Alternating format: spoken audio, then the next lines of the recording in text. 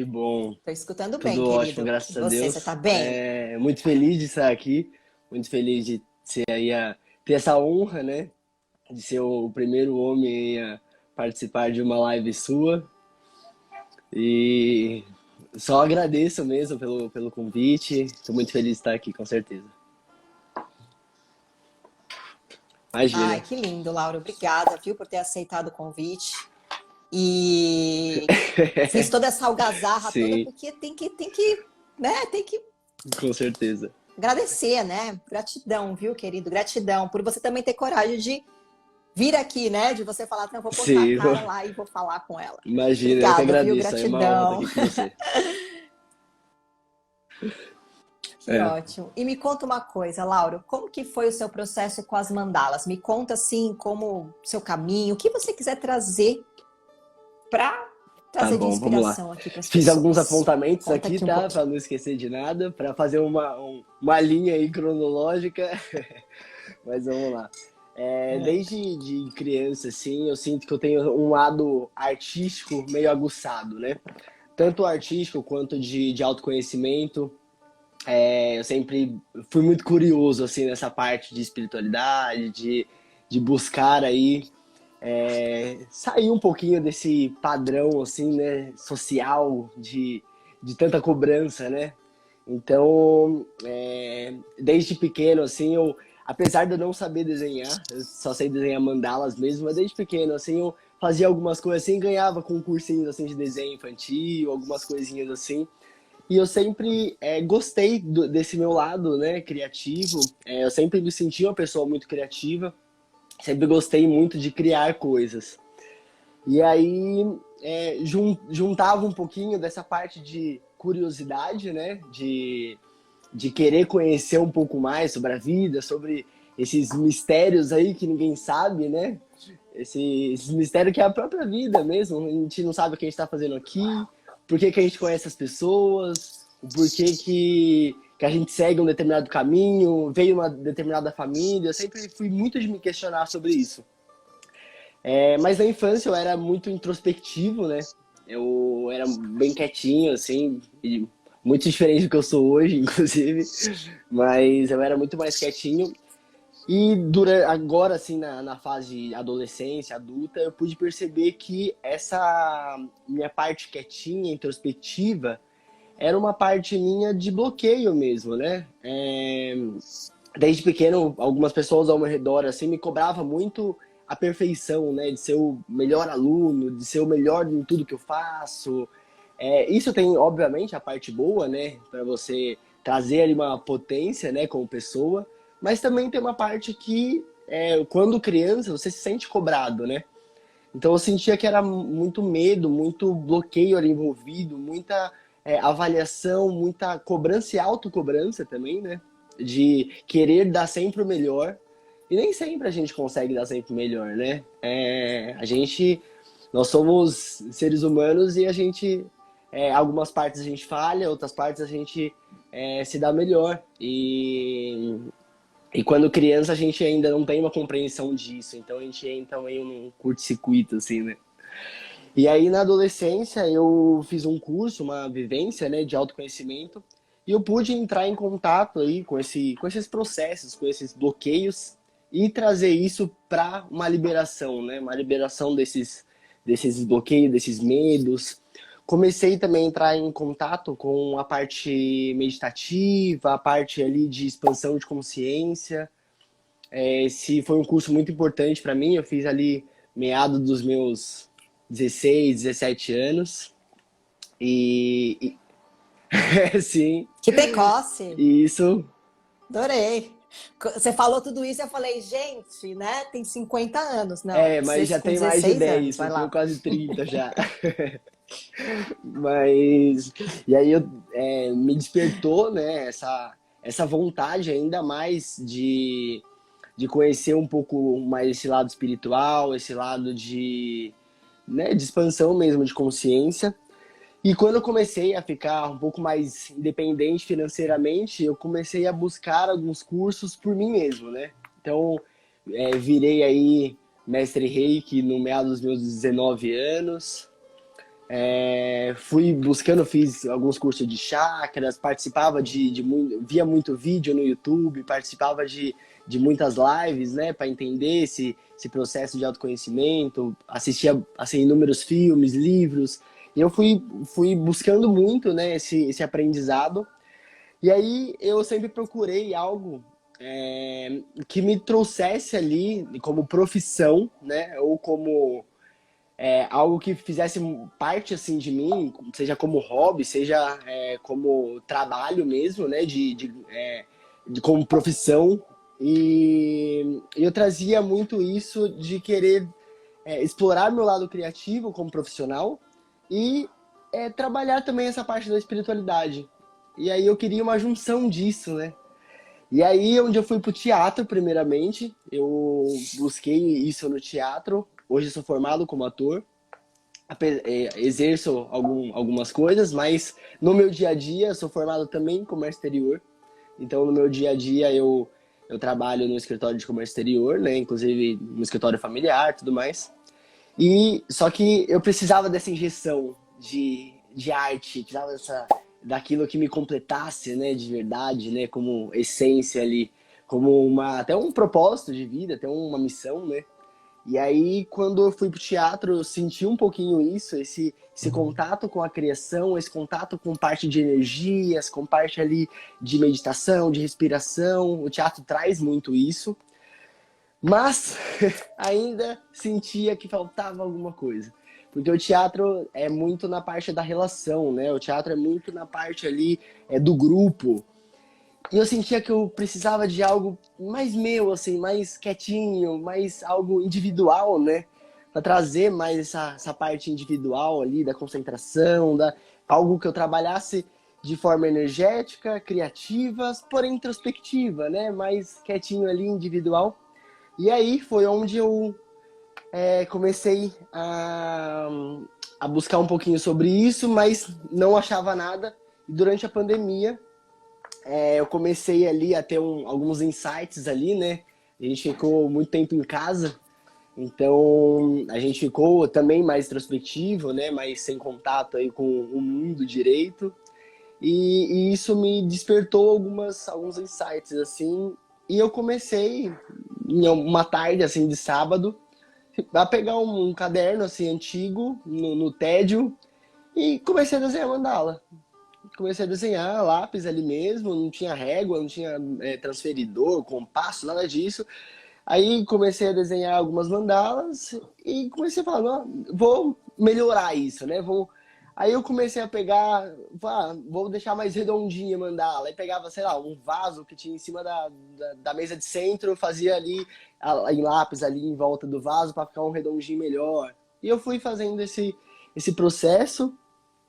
E eu comecei a desenhar muita mandala, muita mandala. Assim, eu tenho uns 3 cadernos que eu ia, assim, passando uma folha, desenhava uma mandala, passava outra folha. Assim, numa tarde de sábado, assim, eu desenhava cerca de 10 mandalas, assim.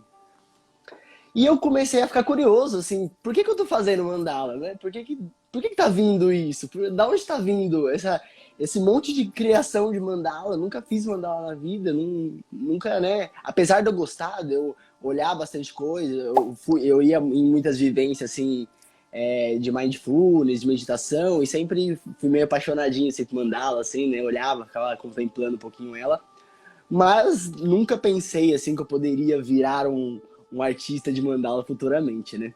E aí eu fazia ali muita mandala e comecei a me questionar muito sobre isso. E eu também sentia muita falta de um contato ali com uma parte mais espiritual, com um contato ali de parte de natureza. Eu senti muito falta disso durante a pandemia. E aí eu comecei a participar de algumas rodas de cura online. E depois, quando foi liberando aos pouquinhos, né, fui começando a participar de algumas rodas de cura presencial.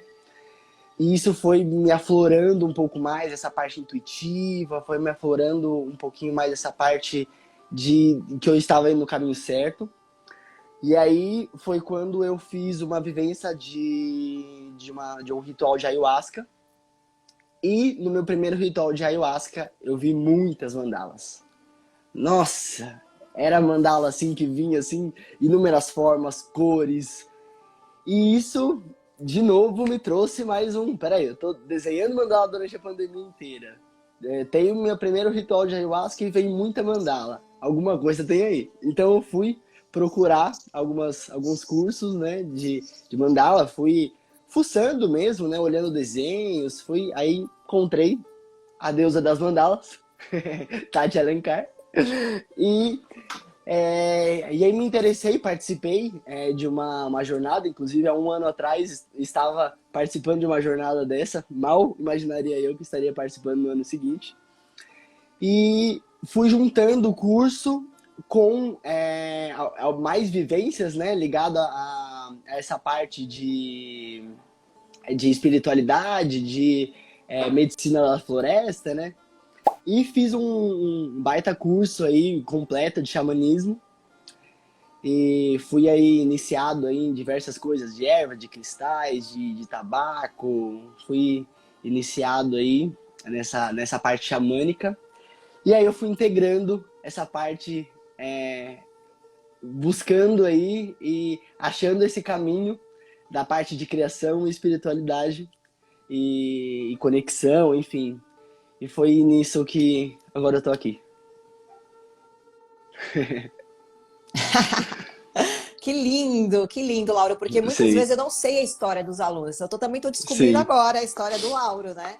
E, Lauro, você tem algumas artes aí para mostrar? Porque, tipo, não tem nada atrás de vocês. Tem alguma coisa para mostrar para essas meninas aqui, esses meninos que Tati. estão aqui? Nada. Gente, vocês vão ter que entrar Olha, no Instagram dele tem. depois, porque tem muita coisa. E o mais legal, né, Laura? Porque às vezes a gente não tem nada, porque a gente vende Isso, tudo o que a gente tem, né? Porque a gente está sempre fazendo exatamente. É por pedido conta disso mesmo. personalizado, né? Inclusive, assim, até ontem eu tinha 5 aqui e entreguei as 5 ontem. Então, pra não falar que eu não tenho nada, eu fiz uma aqui porque foi um dia foi pra mim mesmo, assim, que eu tava um pouco estressado, eu queria me libertar. E aí eu tenho essa daqui, ó. Só também. Não tenho Linda. mais muita coisa, justamente por causa disso, porque como a gente faz personalizado, eu entreguei 5 ontem, se fosse um dia antes, eu já teria umas 5 mandalas aqui pra Exato. mostrar.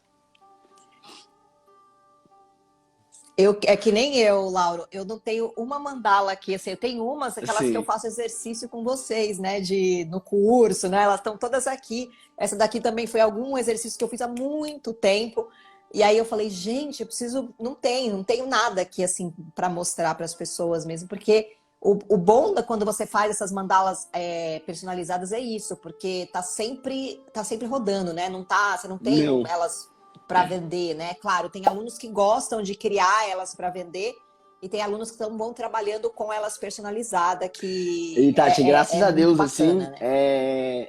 na verdade eu até gostaria de fazer umas para vender, mas com algum tema específico, alguma coisa do tipo, mas eu não tenho tempo de fazer por conta dos pedidos por encomenda. Então, assim, eu não tô tendo tempo de fazer para vender, só aquelas mesmo por encomenda. Quando eu acho que eu vou ter um tempinho ali para fazer algumas ali dos 7 chakras, algumas mais com alguma temática ali, não consigo porque acaba chegando pedido e eu tô sem espaço, sem agenda mesmo para isso.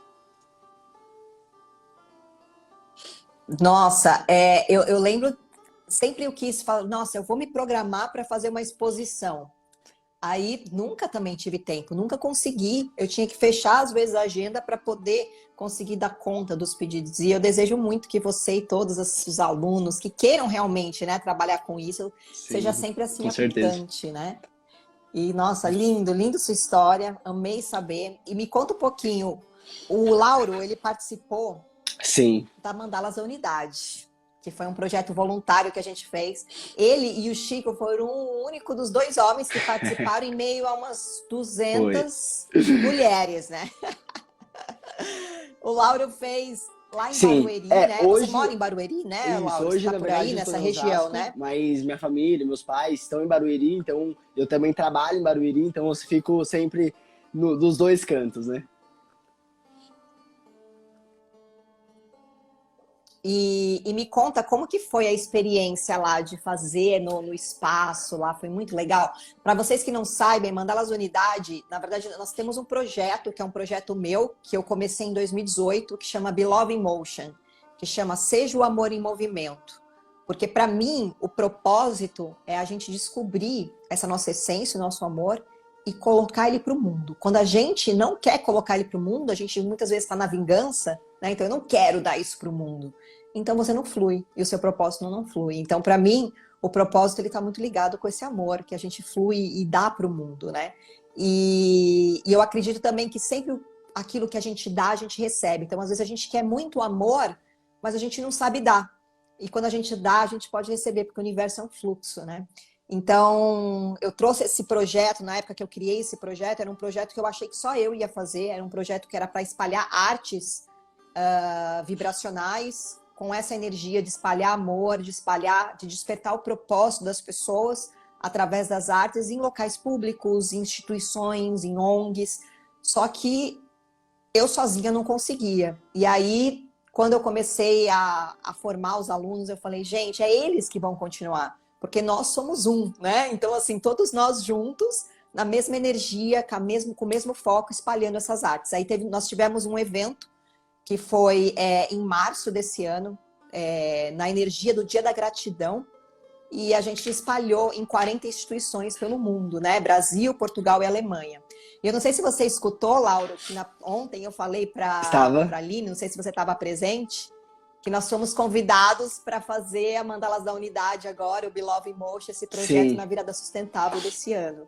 Então, e a Virada Sustentável, ela passa em vários locais, e vai ter umas coisas diferentes aí que a gente está bolando junto com a virada para poder também outras pessoas, de repente, em outros países também conseguirem fazer.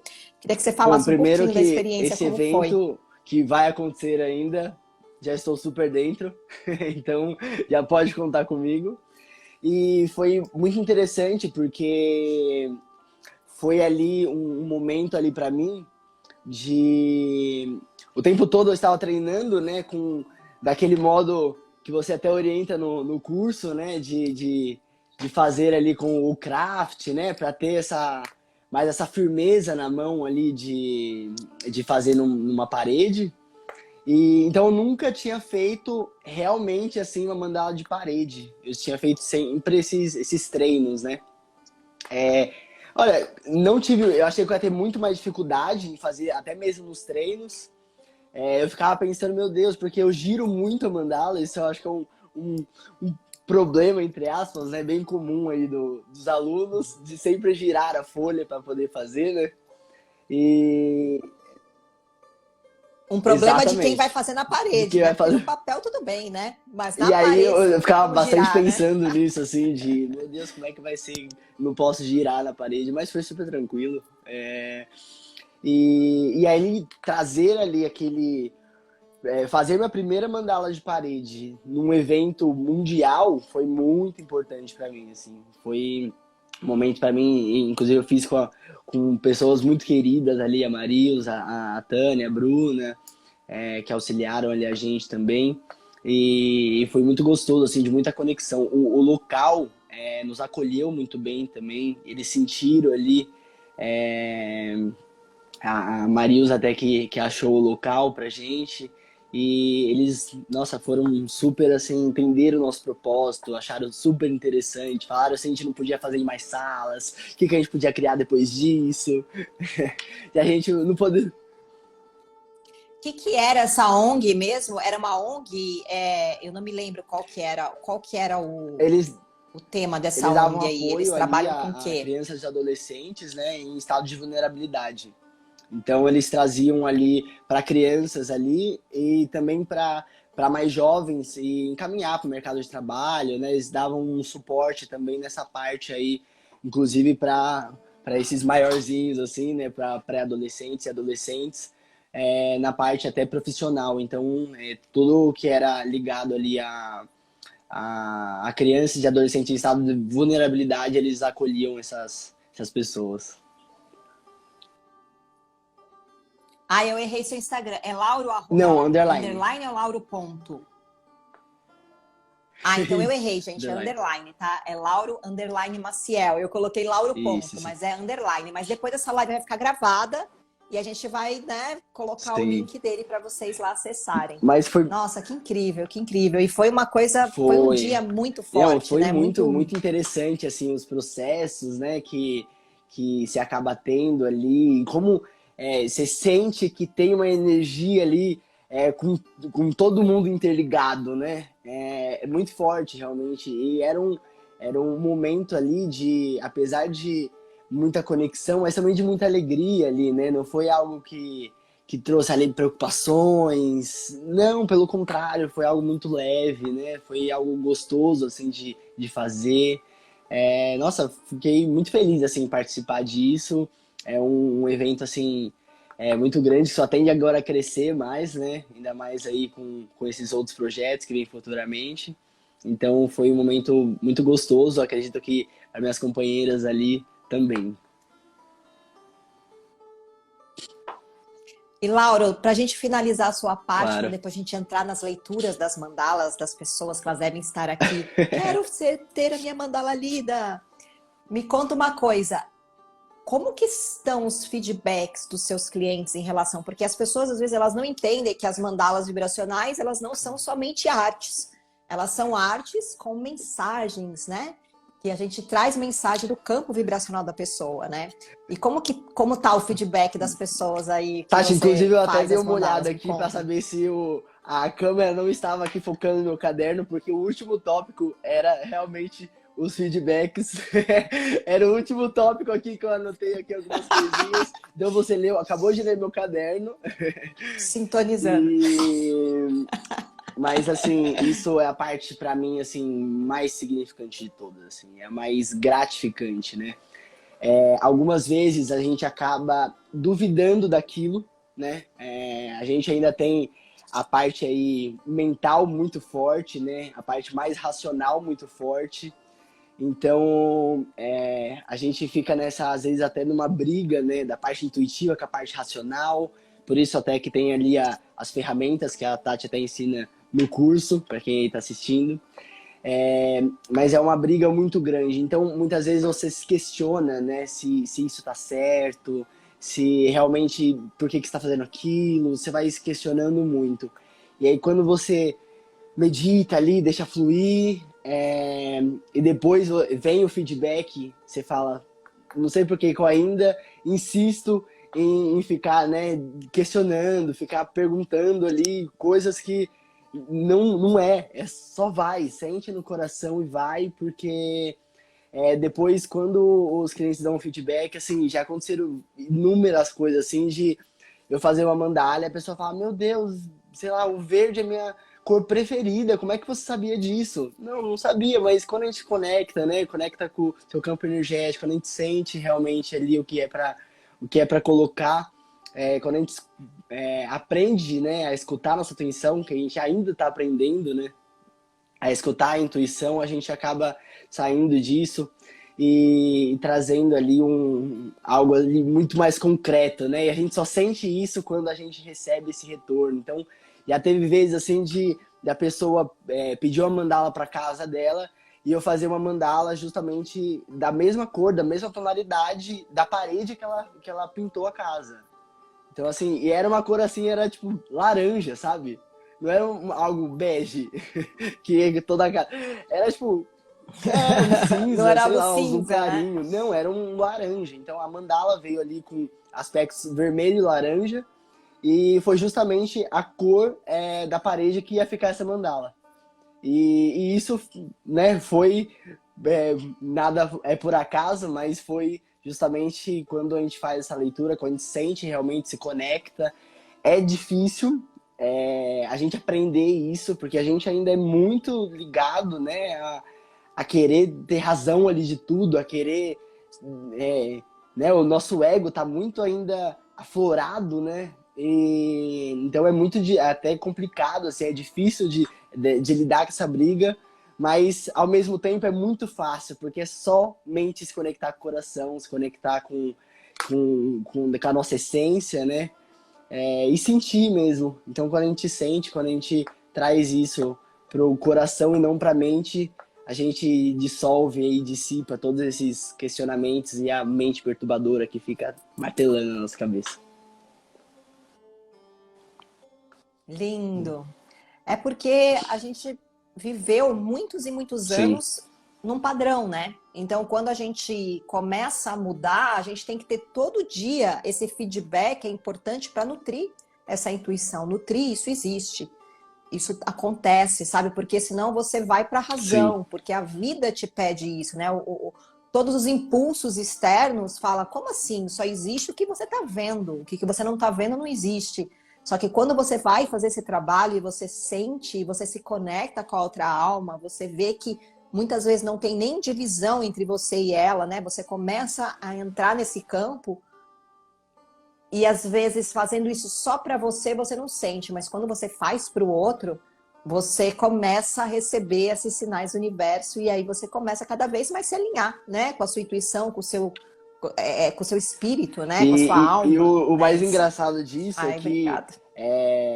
até um tema aí que você trouxe, né, de início, a gente, assim, como homem, acaba tendo o lado masculino, a energia masculina, né, mais aflorada ali, a parte mais racional, mais do padrão, né, de tem que ser tal coisa, de ter que